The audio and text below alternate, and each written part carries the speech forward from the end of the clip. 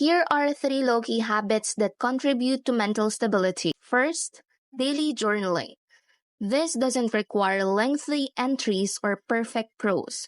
Even 5 minutes of jotting down notes, feelings, or observations can be incredibly beneficial. Journaling helps process emotions, identify patterns in your thinking, and track your progress. Number two, nature walks. Spending time in nature offers a simple yet powerful way to reduce stress and improve mood. A short walk in a park, a hike in the woods, or even just sitting under a tree allows you to disconnect from the constant stimulation of daily life. The sights, sounds, and smells of nature can be calming and restorative.